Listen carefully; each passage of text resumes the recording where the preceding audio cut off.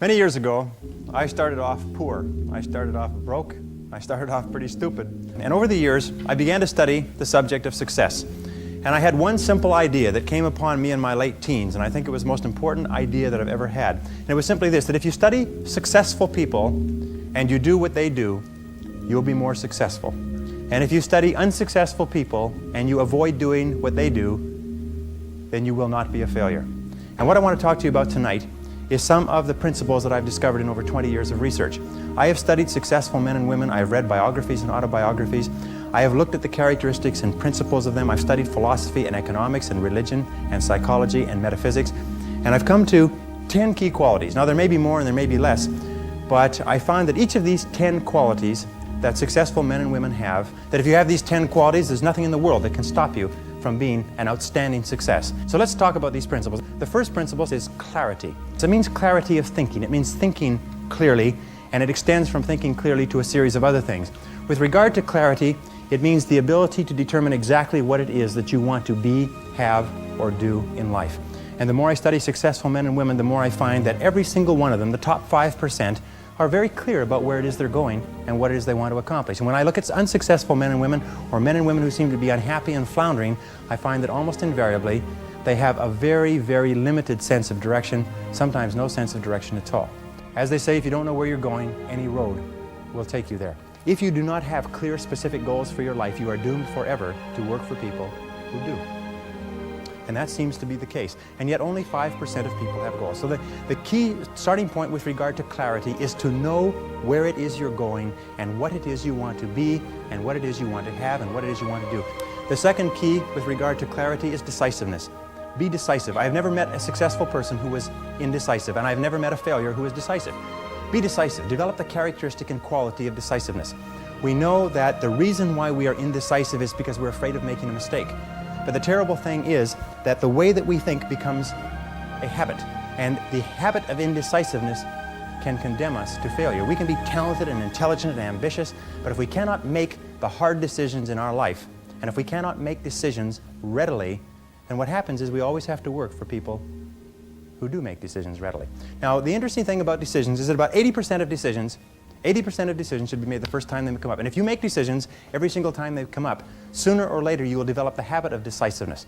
You'll be very clear about what it is you want, and it's easy to make decisions if you know what it is you want to accomplish. And the difference between successes and failures is not that successful people make right decisions, it is that successful people make their decisions right. The third point under clarity is to have a vision for yourself and a vision for your life. The key to having a vision is to have a dream. They say in the song, you've got to have a dream if you want to make a dream come true. And you can fulfill your dreams. All the great movers and shakers throughout all of history have been dreamers. They've been people with dreams. They've been people with visions. All leaders have vision. In the Book of Solomon it says, where there is no vision, the people perish. And the metaphysical meaning of that is that where people lack vision, they perish inside because they lose the excitement and the thrill of life. If the best way to predict the future is to create it, which means to have a vision, and even though the vision is in the air or the sky, then build a foundation under your dreams.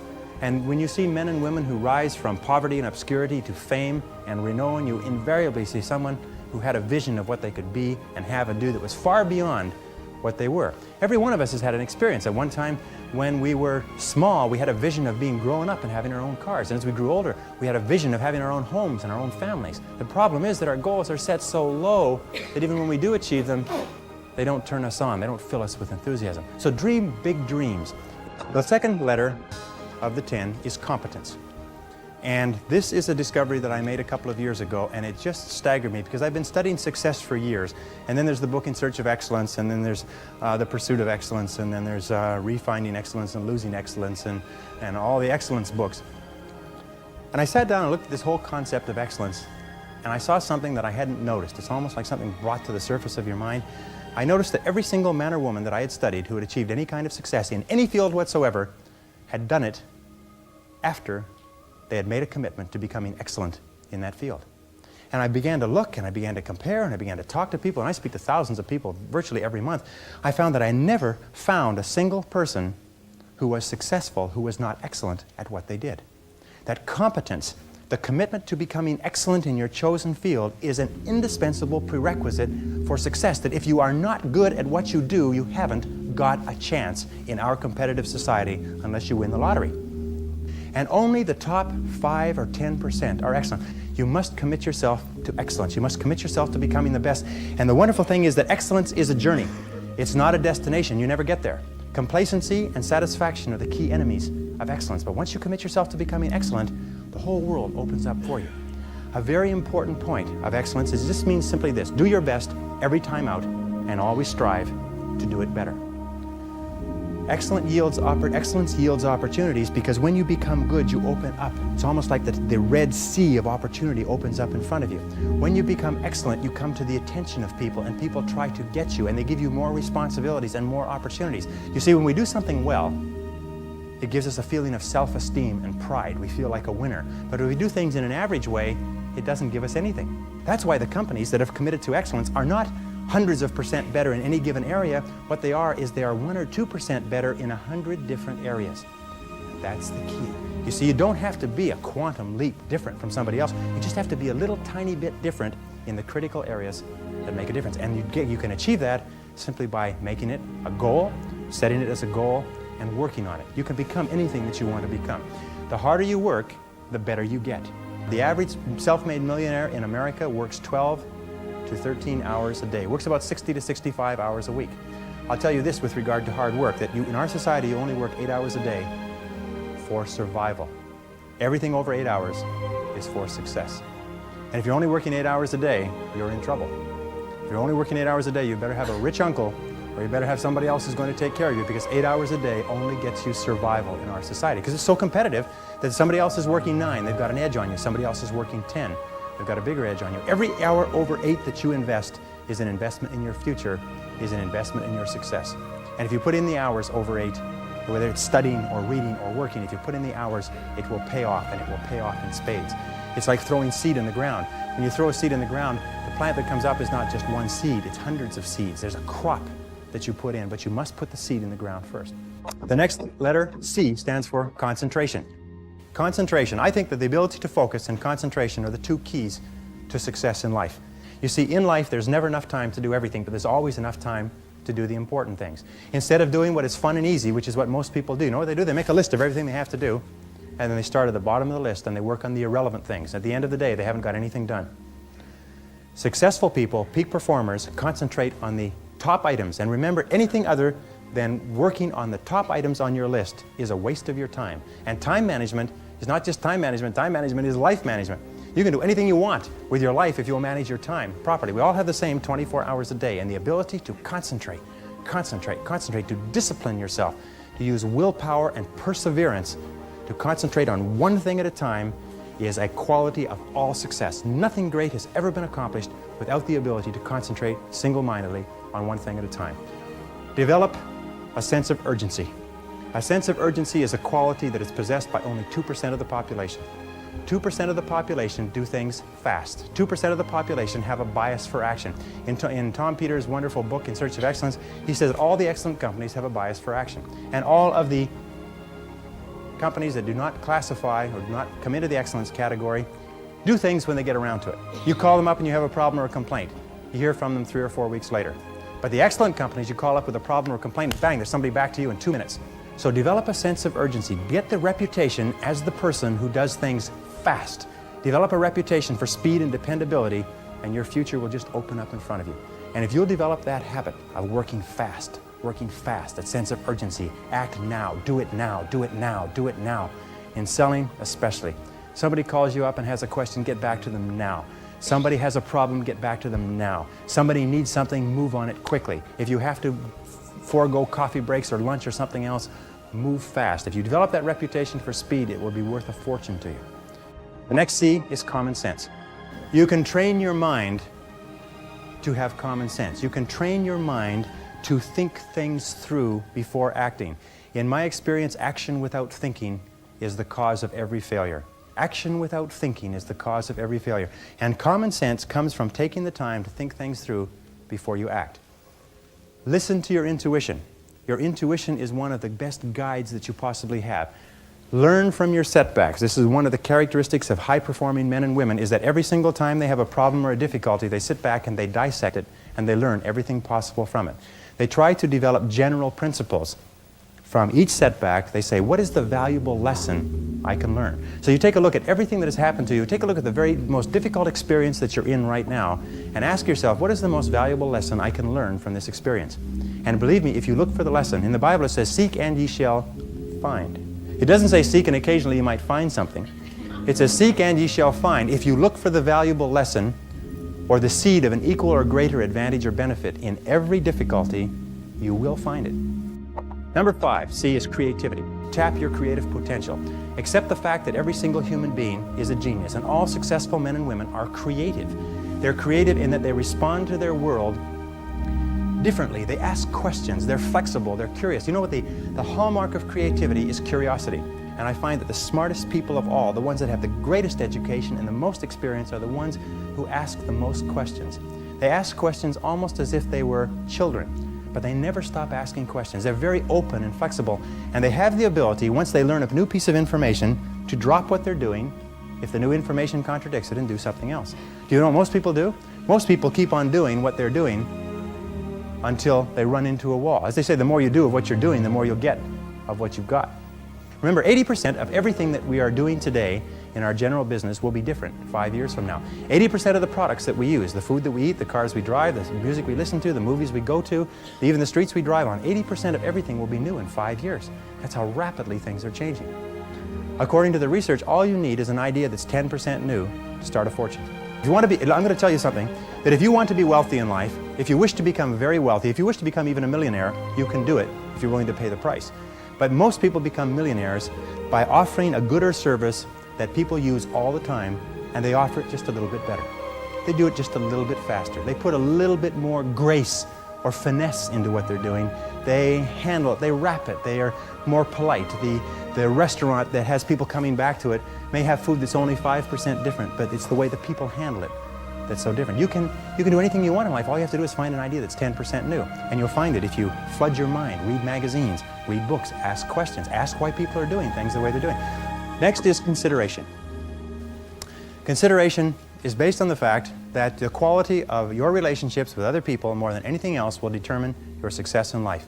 How well you get along with other human beings, your quality of interaction will determine your happiness, your success, your achievements, your wealth, and anything else.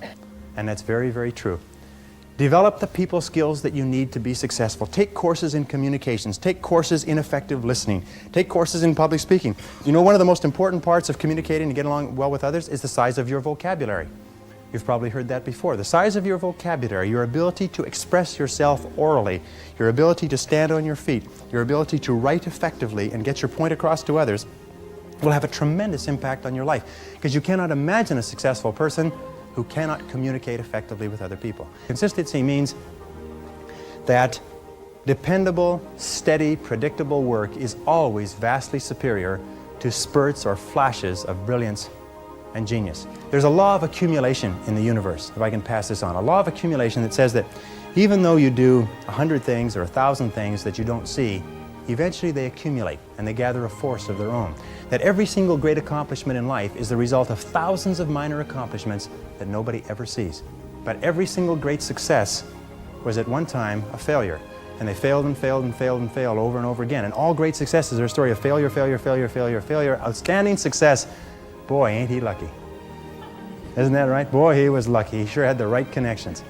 The next C is commitment. I found that the ability or the willingness to make a complete commitment to a job, a commitment to a relationship, a commitment to a profession, to make a commitment is one of the hardest things that human beings do. And yet no success is possible without commitment. Who is it that Emerson said that every great achievement is the triumph of enthusiasm? That the ability to commit yourself enthusiastically, wholeheartedly, 100% to what you want to do is the starting point of all achievement? That if you cannot commit yourself wholeheartedly, it probably means that it's not right for you? And that all of us in life seek for something that we can commit ourselves to. Alan Cox, in his book, The Achievers, which came out last year, found that the executives in the corporations that he studied who achieved the very most in the shortest period of time had found the proper niche for themselves and had lost themselves in their work. Dr. Shirley Blotnick's study of self-made millionaires. 83 out of 1,500 people became self-made millionaires over 20 years. He found that the one quality that they all had in common was that they picked work that they loved, they specialized in that work, they became very good in it, and they eventually became paid very well for it, and then they held on to the money. Courage is the outstanding quality of all leaders. Courage means that you have the ability, you have the willingness to confront your fears. Because what I've found over the years is that brave people, courageous people are not people who are not afraid. They're simply people who master their fears. They're simply people who face their fears, confront their fears. And Mark Twain said it many years ago. He said, with regard to fear, he said, do the thing you fear, and the death of fear is certain. Now, fear and courage tend to be habits. That if you are afraid and you give in to the fear and you back away, it becomes a habit to back away whenever you're afraid or unsure. If you're afraid and you force yourself to confront the fear, it becomes a habit to confront the fear whenever you find something that you're afraid of. And you'll find that most fears disappear when you confront them. Dare to go forward in your life. Dare to go forward in the direction of fulfilling your potential. When I was, many years ago, I was a karate student. I was also a karate instructor, and I competed in 3 international championships. And one of the things that I learned from my best karate instructors, and I studied under 6 world champions, is they told me that when you fight, always move forward. Even if you're only moving forward half an inch at a time, just always move forward. He said when you're moving forward, 100% of your attention is forward. But if you're moving backward, even a half an inch at a time, half of your attention is always behind you and where you're going. So always move forward. Always dare to go forward. Whenever you have a choice of either staying still and playing it safe or moving forward, move forward. Not because you'll necessarily succeed every time, because it reinforces and cements the habit of moving forward. And most people, when they have a choice of moving forward or playing it safe, play it safe. But I think General Douglas MacArthur said there's no security in life, only opportunity. Life is very perverse in a way, because the more we seek security, the less we have it. And the more we seek opportunity, the more we have security. In my experience, the fear of failure is the greatest single reason for failure in adult life. The fear of failure, the fear of making a mistake, of losing our money, our time, our effort, is what paralyzes us and holds us back. But the fear of failure is a habit which can be counteracted by the habit of courage. You know, the best quality in the world that you can develop, and I give it to you because I made it my life's habit to develop this quality. I hope I've got it, but I don't know for sure. But the quality is to develop the quality of being unstoppable. Develop the quality of being unstoppable. Say in yourself that no matter what life throws at me, it'll never stop me. No matter how rough it gets, I will never quit. And nothing will ever stop me. Make the decision that you can be tired, you can be worn out, but nothing is ever going to stop you. That's a wonderful decision. Because then no matter what life throws at you, you pick yourself up. And you say, okay, give it your best shot, as Fonzie says. Nothing is going to stop you. It's a wonderful feeling. It's a wonderful feeling. It's the basis of self-esteem. Well, the last C is confidence. And confidence comes as a result. You see, confidence comes as a result. You don't get confidence out of a bottle. You don't get confidence from a pill. You can't learn confidence in a motivational seminar. You only get confidence by doing certain things over and over again that build a solid foundation within your own mind that you can do whatever you need to do, that you have what it takes to be successful. Self-doubt is the great paralyzer of all activity. We all have self-doubt. And the way we overcome that self-doubt is by doing the things that we would normally back away from. As I say, continue to move forward. Self-confidence begets great achievement. You cannot imagine a successful person with lacking self-confidence. That the wonderful thing is this, and I learned this from a very great man who died recently, is that if you persist until you succeed at achieving a goal that is important to you, and you complete it like a degree in school, or you wrap up a sale, or you make a career successful, you plug into your subconscious mind a success pattern. And then the subconscious mind, running on the basis of inertia, attempts to adjust your words, actions, and feelings to duplicate that success pattern. And that's why they say nothing succeeds like success. That once you've been successful, you have a pattern set down which will enable you to apply that pattern to another part of your work to be successful in that. And the more you succeed, the more this pattern of success is reinforced. And you'll finally reach the point where it's impossible for you to fail if you succeed enough times. Because you will have within you a